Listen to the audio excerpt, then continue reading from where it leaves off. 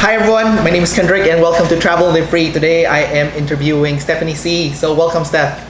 Hey. So me and Steph have been friends for years now, and we first met in a meetup in Richmond called Travel Live Free, so Richmond, Canada.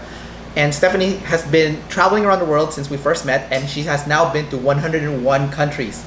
So, Steph, how did you get started into traveling to begin with? Like, what was your first, big travel adventure like? That's a good question and a good journey for me down memory lane, which is one way that we keep ourselves engaged during a pandemic.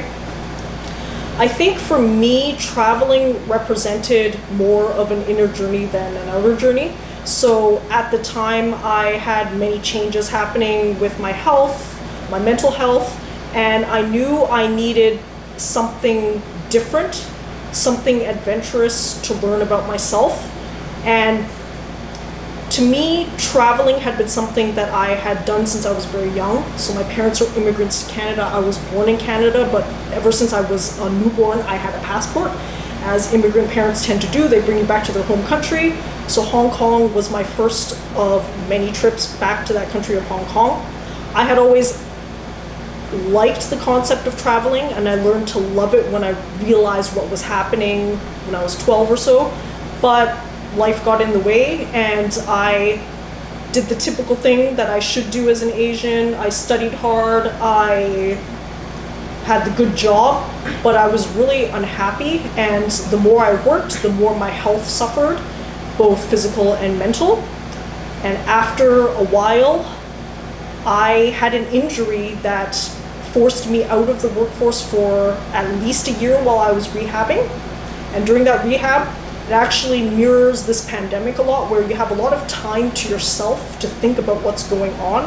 And during that time, I realized that I had not done anything in my life that truly made me happy. At the time, I didn't know what that would look like, but I knew that traveling might be a way to open myself up to that self journey. And when I was recovering from that back injury, it still took me a couple of years to put the mental pieces together after the physical pieces were healed. So my first trip I actually did on the advice of another friend who had just come back from a 6-month trip. She's from a remote island of Mauritius in Africa, and she was glowing and raving about how her life mentality had changed after the 6-month trip. So much so that I thought, I think this is the way to go.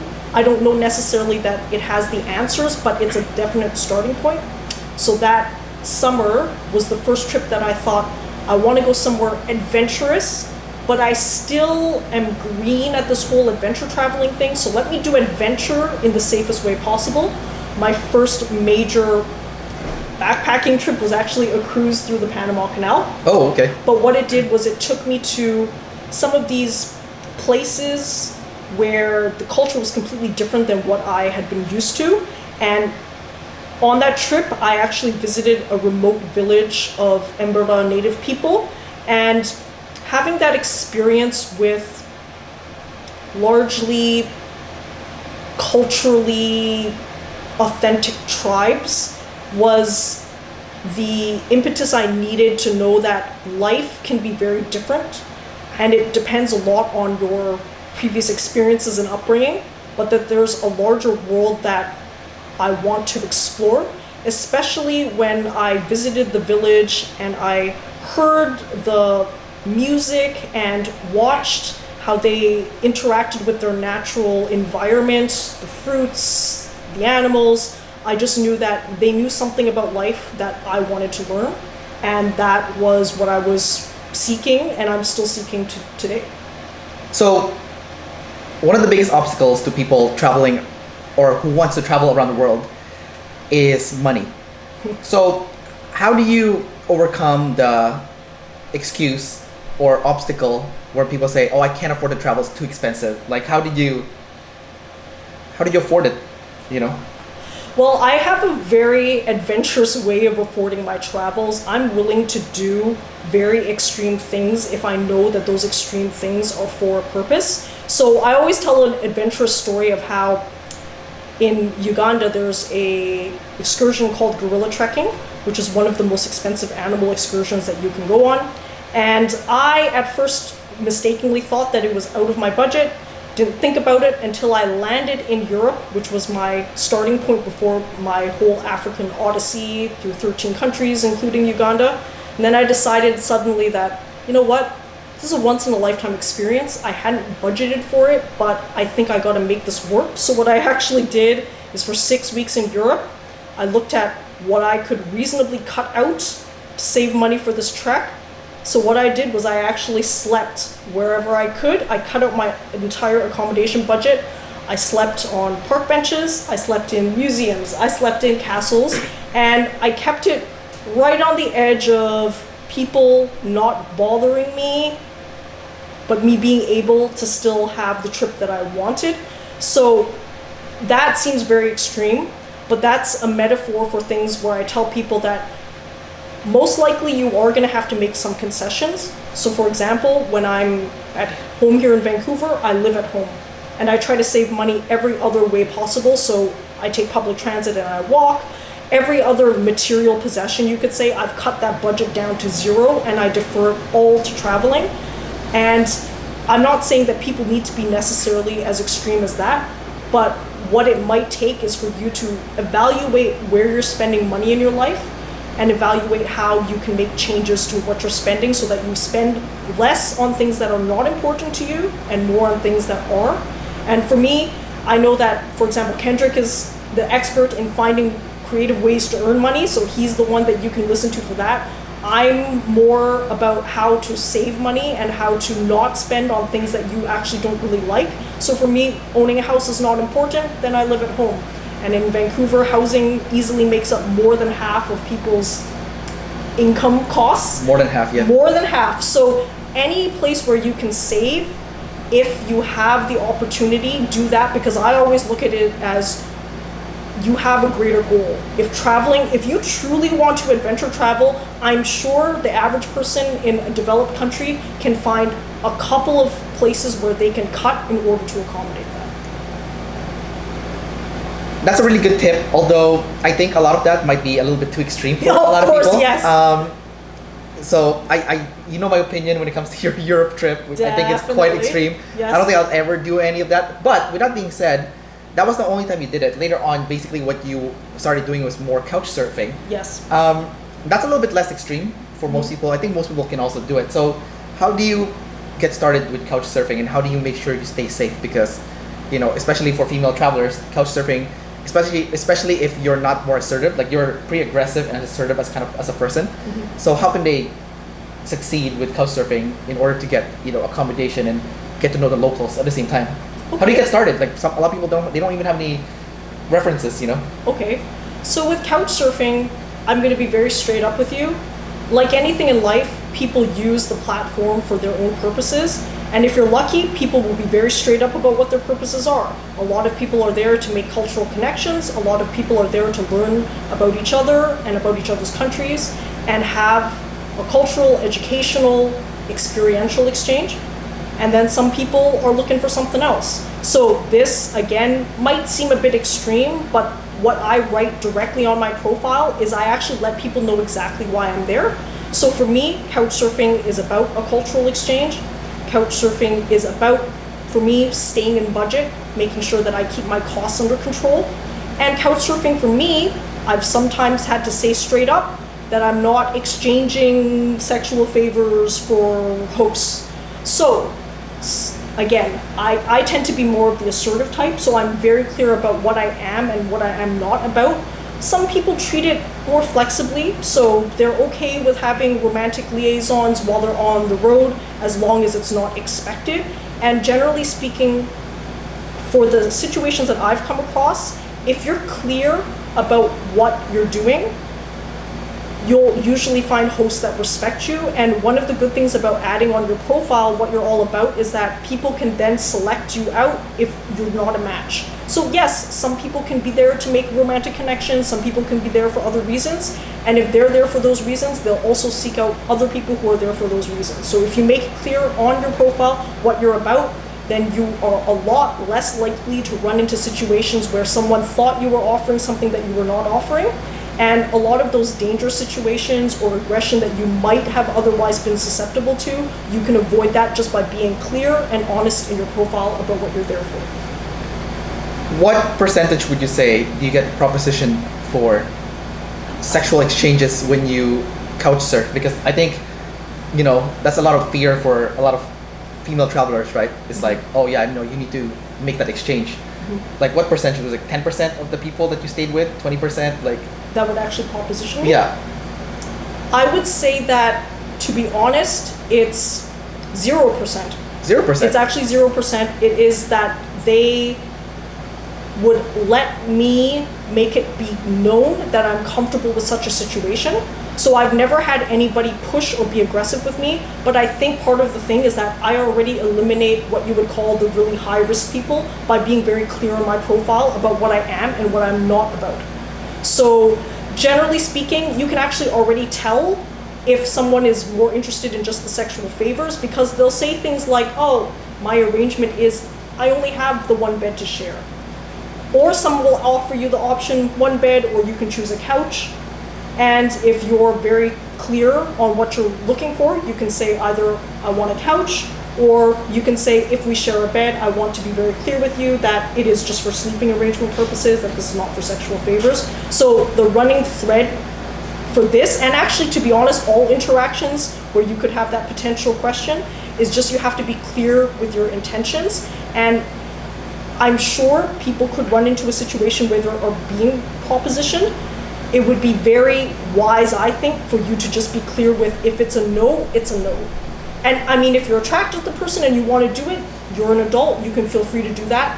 But I would urge a person that if they're so sensitive, that if they're just being propositioned, that they feel that they would be more likely to say yes just because they feel like they owe someone something, do not couch surf. If that's how you feel about it, do not couch surf. Okay, so basically on your profile, you need to be super upfront that it's strictly for couch surfing, to have cultural exchange, and also to just find a place to stay.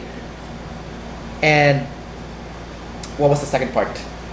If for whatever reason you are staying with a host, and they do proposition you, you should be confident enough to say no. Now obviously I can't anticipate all the scenarios that could happen, right? But generally speaking, for the average scenario, if it's just someone propositioning you, just like any other situation, if you met someone at a bar, if you met someone at a library, just because they ask you does not mean you have to say yes. And just because they're your host, I think that most people on couchsurfing only proposition if they're feeling a vibe. They're not doing it to pressure you into exchanging sex for them being a host. So basically, if you're the type of person that's susceptible to being forced to reciprocate their kindness, then you should not couch surf at all. Yeah. This is like a red flag for you. Yeah. But if you're more assertive, then you can put that in your profile, that just be direct. Have you tried any other ways of getting more free accommodation, like Workaway or any of these kind of gigs, or not? Yes, I have. I've actually used English as a skill for me. So what happens is that sometimes when you post on couchsurfing, I use something called trip details. So what you do is you post about your trip, and you're basically inviting people to host you.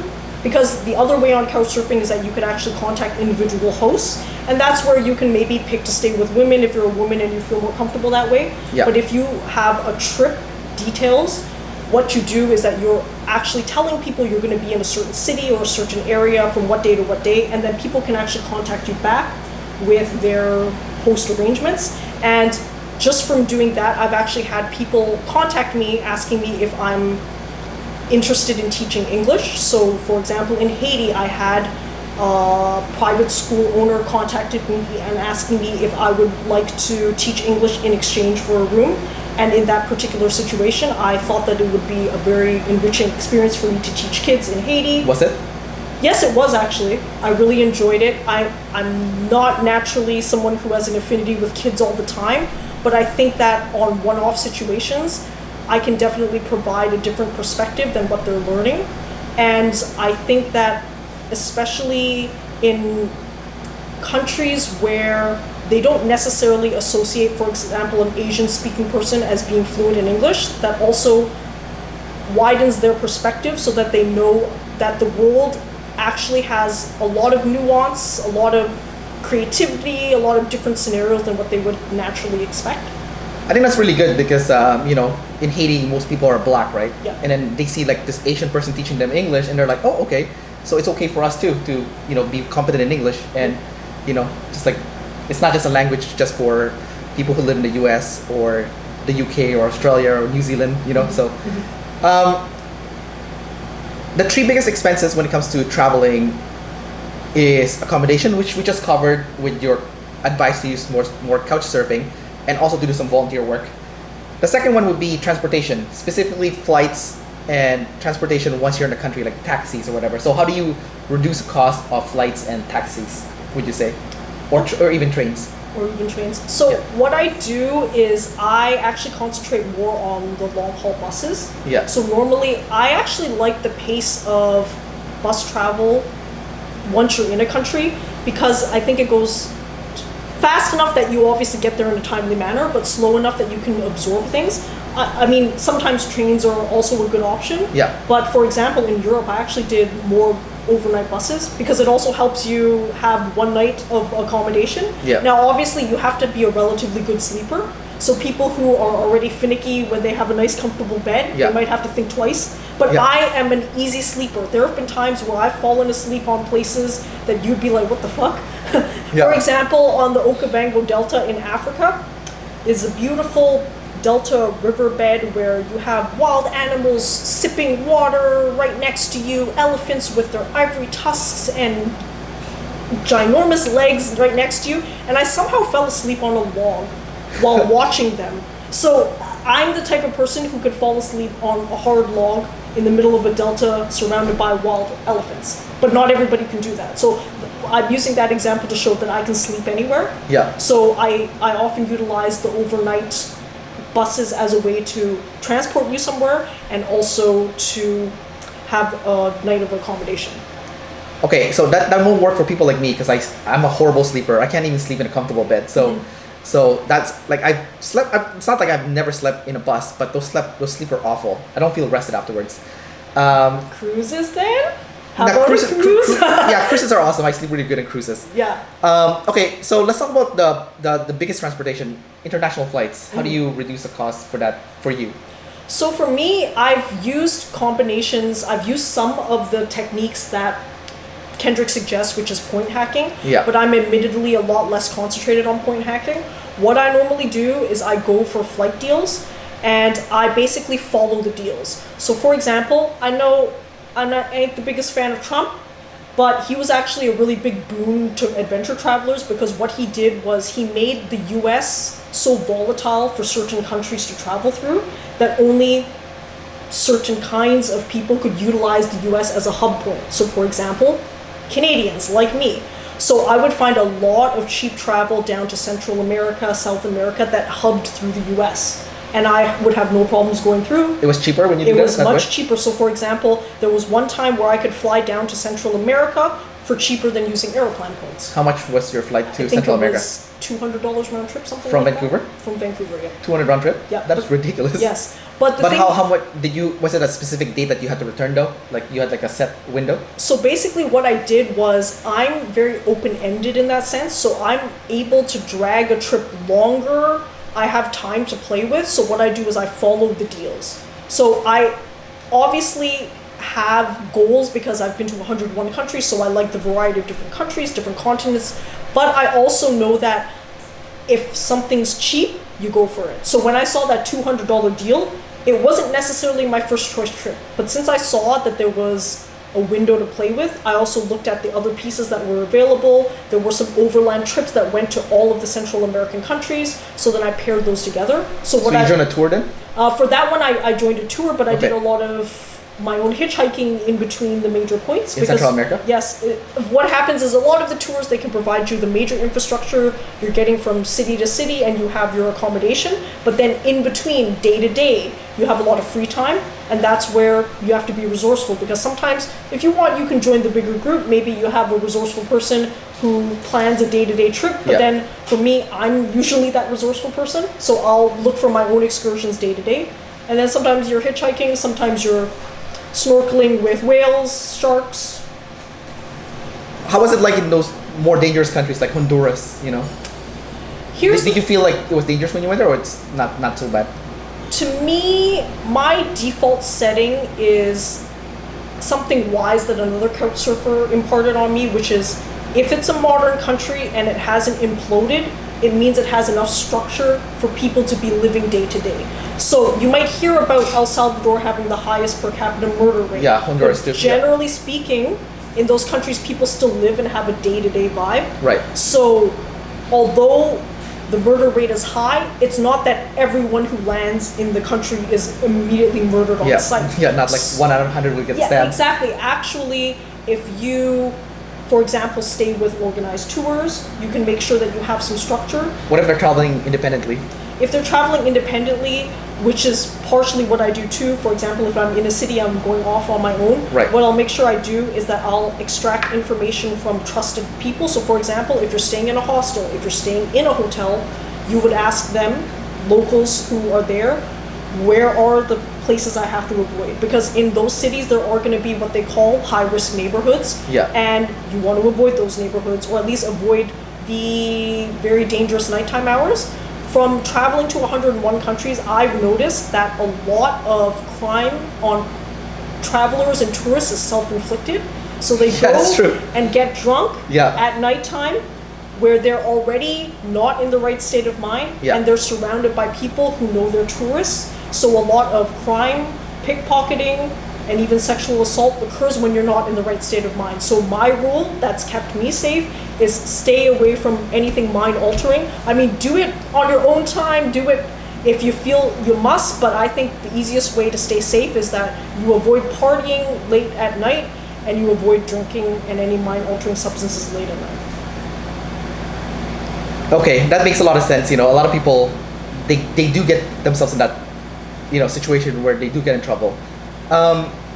So that's how you do the transportation. What about taxis? Do you ever take taxis?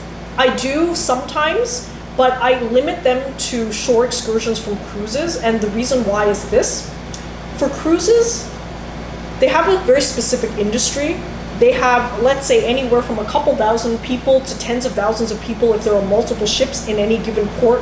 They know that there are a ton of tourists offloading on a boat for the day, and one of the best ways to travel can be by private taxi or combined taxi tours. So off of cruises, there's economies of scale. There's an entire industry that's been built. They know the port schedules. They know that there are people coming on shore. Not everybody takes the cruise company's tours. A lot of people go independently. So someone like me, I'll walk off, and anybody who's in the port area usually actually has to have a license to enter the port area to sell their tours, so you know that there's that level of trust there. If you're more adventurous, you can actually walk out of the port area, and people who are local taxi drivers, they are also offering tours cheaper. Now, in some of these higher risk countries, there are such things as fake taxis, but a good website is travel.gc.ca, the Government of Canada's website, where they'll actually have full detailed reports on each country, and they'll even have information like what does an official taxi look like, so that you know how to spot an official taxi. So as long as you are in those areas, I found the economies of scale are the best. They have, especially if you maybe combine a couple of the parties together from a cruise ship. I've often done wheeling and dealing right on the port. So for example, I come up to someone, and let's say they have a van of 10 and I only have a party of 3. I'll just, hey guys, 7 people, what's the price? And then the per unit, per person price drops. So I'll be wheeling and dealing, and that's how I found the best prices. That's good. What about what websites do you use to get those cheap deals, like the $20 Central America trip? Like, how do people find that? Well, for me, I actually use Google Flights a lot. Google Flights, okay. Yeah, Google Flights, because they actually amalgamate a ton of different flights operators, including some of the budget flights So for example, Interjet from Mexico, they fly to Cuba for very cheap. So when I ended off that Central America trip, it ended in Mexico, and I actually caught a cheap flight to Cuba. And that's how I did Cuba. So I myself am a little lazy that way. I'll use Google Flights. Yeah. And then I used to go through some local places like Flight Center that used to offer their $20 lowest airfare guarantee. But I mean, things are changing in the flight industry, in travel industry in general. They no longer have that offer. Yeah. The third most expensive part of traveling, not expensive, but expense you have is food. So how do you minimize your food costs, or is that something that you don't try to minimize?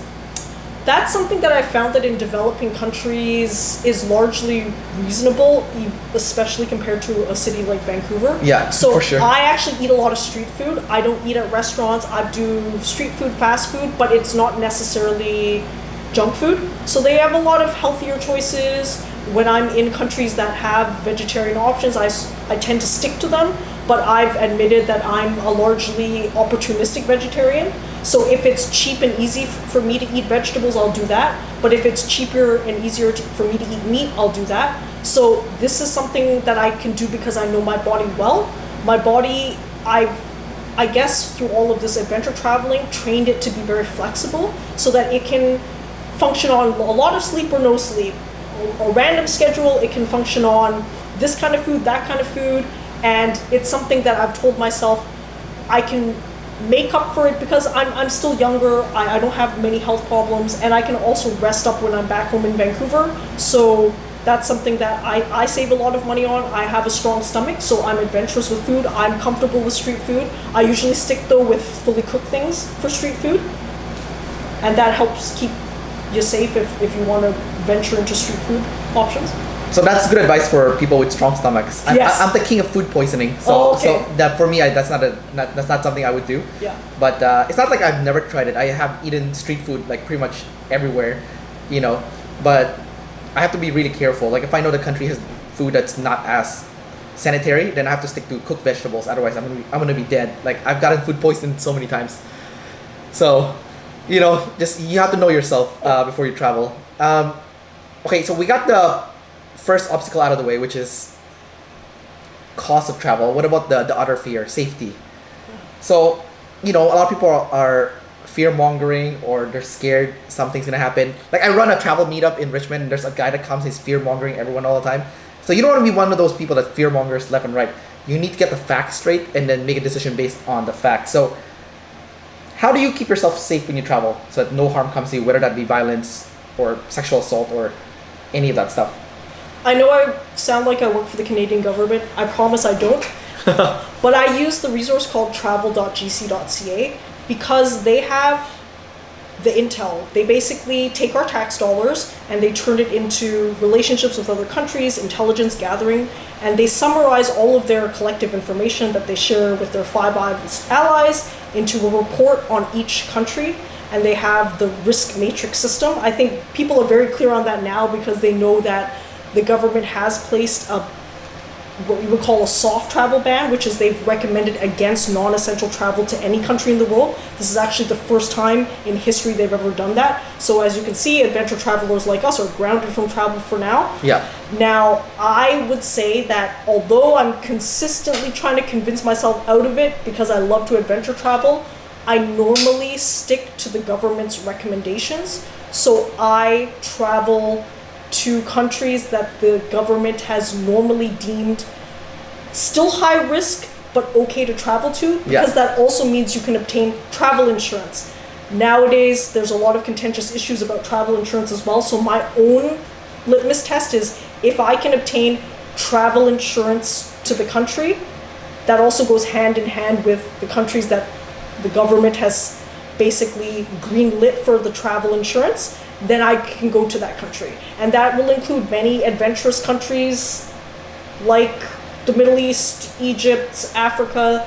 There are many, many countries that are in that high risk but still acceptable group, and that's my highest tolerance. I know Kendrick and I have had regular discussions about our risk tolerance in terms of countries. Well, I think she's more risky than me, but she thinks I'm more risky than her, so I guess to each their own. Yeah. So basically, from what I heard from Steph here, is that she will never travel to red zone countries. So she looks at the, you know, follow ordinary caution, and then, you know, And then the high response. high degree of caution, and then afterwards there's the third and fourth level, which is, you know, avoid non-essential travel, and the last one is avoid all travel. So I personally have been to countries that says avoid all travel, which is the fourth highest level Yeah. with the DRC, you know, with the Ebola outbreak and kidnappings and whatnot. But I think from my perspective, as long as you do your research, like fact check with the locals, fact check with different websites, read the different blogs to see their experience with those countries. So try to get as much information as possible, and once you get all this different information, then you can make a decision based on whether it's safe to proceed or not. I know Stephanie mentioned that insurance is very important too, like whether you can get insured or not, which we'll talk about in a second. But even those red zone countries, you can get insured. I personally, like, this is not sponsored or anything. I just went with this company because it was the only company that I found online. There's a company called First Allied. I went with them for my insurance to Democratic Republic of Congo and Burundi. So, you know, they had an offer for kidnapping insurance. Yep. I actually did not buy that. And the reason why I didn't buy it is because if you have kidnapping insurance, there's more reason for them to kidnap you, because now they can actually get money, even not from you, but from your insurance company. So if you're someone that they can't get money from, then you're pretty much useless to them. So there's no point of kidnapping you. They'll rather kidnap that person that looks rich. So my first question for you is, what insurance company do you use? And number two, when you travel, you tend to dress really shabby. Is that like a tool to use to fend off like potential theft or kidnapping? Yeah. So to address the risk matrix, Yeah. I'd say that I'm always considering whether I would potentially go to countries where I can still obtain insurance, but are outside of the countries that the Canadian government recommends. So the ones where they say avoid non-essential and avoid all travel, I'm still actively thinking about that. For now, I've only been to the countries that I've mentioned, but I'm always having this discussion with Kendrick, and maybe one of these days he'll convince me. So the thing with the shabby dressing for me is that I'm comfortable because I have a strong immune system. I'm comfortable being a piglet in dirt. So I do dress really shabby, and it has helped me because people do not see me as the type of person to extract value from. If anything, they often think that I might be threatening to them because I look worse than them. Yeah, you look crazy. Yeah, I look absolutely crazy. So to me, yes, a portion of it is tactic, and a portion of it is sometimes I really just do get that lazy on the road, and because I have a strong immune system, Yeah. I don't have to be spotless clean. I don't have to have that level of standard that people have. Yeah. But that's something, again, if we've reiterated, you got to know yourself. So if you're the type of person who does get sick already in Vancouver, Yeah. that's probably not your first tactic. But a good thing would be to just avoid looking good in terms of people wear expensive jewelry, people wear necklaces, earrings. Just try your best to avoid those things, because generally speaking, I don't think of there being a scenario where you need to have your earrings, where you need to have your necklace, where you need to have a Rolex watch. So keep those things at home. Not that I have a Rolex, by the way, but I'd accept it if somebody's willing to send me one. So I guess if you are an Instagram traveler, maybe, Yeah. you know, Take your picture and dress out of it. yeah, well, basically from what I'm getting from you is that, you know, if you're going to be that flashy kind of traveler, then only travel to first world countries, you know, like the US, Canada, you know, Australia, New Zealand, where, yeah, you're probably okay with that.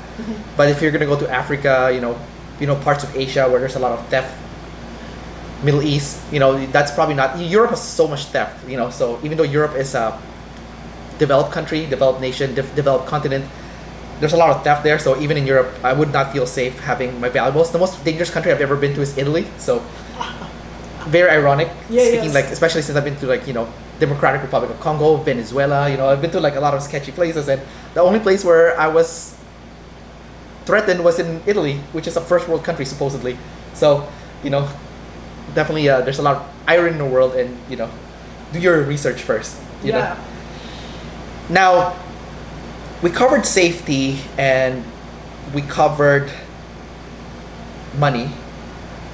The other thing that people think about when it comes to traveling is there's two trains of thought that would prevent people from, going on that like epic adventure they always want to go to. Number one is they want to wait until they're retired to do it. They're like, there's no point of doing it now. I want to do it when I'm retired. And there's also another school of thought where people think traveling long term or around the world is not good. Like when you travel, it's for vacation. Like you go there to relax, and it's not like what are you doing? Like, putting yourself in uncomfortable situation to go on like a crazy journey. So what do you say for those excuses? Like maybe there's a part of them that wants to go on adventure travel, but then they have all this like societal programming that's preventing them from pulling the trigger. For this situation, I'll actually bring up my mom, who's a perfect contrast to me. So she did the typical thing, and around the time that I was traveling, I actually thought to myself that this is actually a transformational inner journey. I've had a lot of problems reconciling my relationship with her, but something in me told me that maybe if I go on a journey with her, both inner and outer, through adventure traveling, that I might find some pieces that I'm missing. So I had the first goal or dream to travel and explore all 7 continents. And while I was doing the logistics for that and planning for that, I realized that the hard part is planning for one person, the easy part is scaling up. So I decided that I would approach my mom and my other family with this opportunity where let's go on this trip together. And I was very clear with my mom, listen, you're old and fat. These opportunities don't come by very often. I mean, you could continue to wait and delay like what a lot of people do, but there's actually a time value of physicality. So there are things that you can do better younger, and if you wait, you actually lose that opportunity or the experience is greatly diminished. Now, obviously, we've always butted heads. So we butted heads about this too, but when I presented her with the cheap cruise deals that I was getting, she actually, the Asian in her, recognized that, wow, this is really cheap for the places we're going to. So she took, I guess you would call it a leap of faith. And we subsequently traveled to all 7 continents, including Antarctica, breathing the cleanest air in the world, having expeditions with wild penguins. And it was during this pandemic where we've all been grounded, where she's come back to me and actually thanked me for taking her on these trips, because she realized that she had a number of friends who were in that opposite position like you, where they thought, let's wait until things become perfect. And now things have become arguably worse than ever to travel. Now, obviously, as adventure travelers, Kendrick and I are always looking for ways to solve problems, but not everybody's like that. And there are some people who basically have lost their chance to travel. And for me, it would always be, if you are reasonably in a position to do things, unless you really have a problem preventing you, you should go for certainty now instead of uncertainty later. So people always think certainty now. Well, let's think of it pre-pandemic. We actually had, for example, visa-free access to over 150 countries as Canadians. We could fly today, get a cheap flight, last-minute flight, and land in probably easily at least a couple of continents where we could hit the ground running, meet up with a couple of backpackers in a hostel, and find our way around. Nowadays, as adventure travelers, we're still trying to negotiate how the new world has worked. And in some ways, at least I myself have looked back and said, I know traveling is definitely going to change forever. I'm happy I got some traveling done and some of the riskier traveling done when it was, I guess you can say, easier. I mean, maybe things will turn a different way, but we don't know how that's going to be. So I think, at least for me and for my mom and for the people that have gone on these trips, we feel really happy to have at least had the experience. And with the collective experience that we have, we're now thinking of, okay, how do we manage to do similar things in the new world that we live in? Yeah, I think that's a really good point, that the window of travel do close as you get older, and not even as you get older, but as times change too. Not just with your age, but it could be airlines that changes their flight prices, or frequent flyer programs that changes their program. Like Aeroplan is changing recently. So, like, just to give an example, I've been to every European country now except for Iceland. Well, guess what? When the Aeroplan program changes in November of 2020, travel to Europe is going to be super expensive with the Aeroplan miles or Aeroplan points. But I'm lucky that I actually got a chance to go there already. So, it's just important to take advantage of the situation now and not to defer it for later on. Now, obviously, there's always around things like money that you can, if you really love traveling, then there's a way around it. Like kind of like what Steph suggested with couch surfing, doing volunteer work, finding last minute deals. So there's always a way if you care enough. So if you don't care that much, obviously, I'm kind of wondering why you're watching this. Yes, exactly. But if you're watching this, clearly, because you love traveling a lot. I think we have about maybe 5 minutes or so left in the interview. So I'm going to ask you some rapid fire questions and then, just give me some rapid fire answers. Sure, sounds good. Most memorable travel experience? I think I'm going to have to go with country 100, Egypt. That seems natural to me. I think mostly because I accomplished a very ambitious trip in a short amount of time. If we have any time later, I'll go into it, but that's my answer. Short answer. Okay. Are you still collecting every single country in the world? Do you still want to hit 193? I think generally speaking, yes, I do. I've added going to space as another goal, so there are competing goals, but what I'm doing right now is while we're grounded from the pandemic, I'm trying to find ways for us to do that. And right now, the route isn't immediately obvious, but I'm sure amongst all of us adventure travelers, we'll find a way eventually. But that is a lifelong goal, so I'm not concerned about it, I'm not sweating it. A lot of people will ask, what do you do for a living? How can you afford this lifestyle? Well, here's where I had to reconcile myself with my past. So our family has an accounting business, and for the longest time, when I was young, I used to work in it, and I fucking hated it. So I thought that it stole my childhood away, and I had vowed to myself that when I grow up, I never want to be associated with it, until I realized that in my older days now, in my 30s, I have more flexibility. So I've basically told myself that we all have to make money in the ways that I guess are most advantageous to us, and I had a natural advantage having a family business that could help me support this lifestyle. So it was basically me reconciling my past and saying that, yeah, in some ways maybe the family business has taken some things away from my childhood, but it's also given me the great gift of traveling now in my 30s. That's awesome. Gives you a lot of flexibility now. Yeah. What about in the past when you were working for a company, you were employed, did you save a sufficient amount of money that supports your lifestyle right now? Yes, so I've always been frugal, cheap, whatever people want to call it, but I always knew that there was a point to it because money is easy to spend and hard to earn. So I was never really attracted to the bling bling lifestyle. I never had a goal to own my own house. All of the expensive things that people have, houses, cars, jewelry, whatever it is, that's not my thing. So it's easy for me. I don't drink, I don't smoke, not because I'm morally against it. It just doesn't work on me, and they're expensive habits. So everything, coffee, even something as simple as that, I just don't have expensive things in my life other than what you would say is traveling. But to me, traveling actually covers a lot of day-to-day living costs anyway. So you got to pay to live somewhere, you got to pay to eat anyways. Right. And in developing countries, you have the power of currency multiplier because our currency is worth more there. So you actually get a lot longer with the money that you earn here. Assuming you go to developing countries, I mean, I don't do it strictly for the currency reason, but it's one of the benefits. I like the adventure of developing countries more so than the currency advantage. Yeah. Yeah. Well, no, I mean, Africa, for example, is developing, but it's expensive as hell, right? So it's like the weird irony. It is expensive if you remove the four walls. So I always tell people that how I did Africa on a budget is that I camped throughout Africa, and that's the thing. The expensive thing is having four walls in Africa. If you're willing to just push the four walls away and have a very sturdy tent, that actually basically cuts your cost from luxury down to backpacker. Yeah.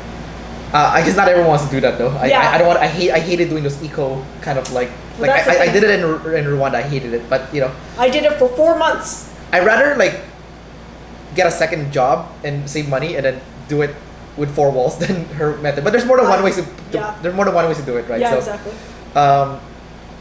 What about from the emotional side of things? So a lot of people they might not be as assertive and aggressive as you are, So they have fear of judgment from their family, especially from someone that might have an Asian background or a more traditional background where their family is saying you're ruining your career, you're committing career suicide by and going in this endeavor of around the world travel to go to as many places you want and go on long-term travel. So How can those people get around that? Because I know for you it's not the big problem, especially you do have a supportive parent and brother, but not everyone has supportive family members or friends. They think you're stupid for doing this. So how can they get over this? Especially they're deathly afraid of judgment, you know?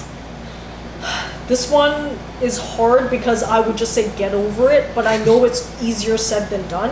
The thing with me is that I tell people, get yourself and your head around your relationship with procreation and with death. Because I think if you clarify your role with these two things, you're way ahead of yourself if you don't do those things.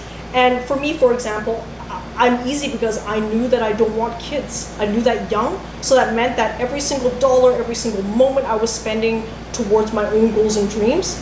And when you have that single vision, you just naturally don't care so much about what other people think. And that's the benefit of not having so many ties to so many people. There's a former Navy SEAL named Andy Stumpf, who's a regular guest on Joe Rogan's podcast, and he has an advice that Navy SEALs use, which is just keep your world small. Keep your world small. Instead of trying to expand and expand, keep it down to the essentials, and maybe just try first having an open, honest discussion with yourself. So before you involve what other people think and feel, you have to actually know what you think and feel first. And that's actually the hardest part. Most of the times why people have friction about what other people think of them and how other people feel about them is that they don't know how they think and feel about themselves first. Right. So there's all of that turmoil.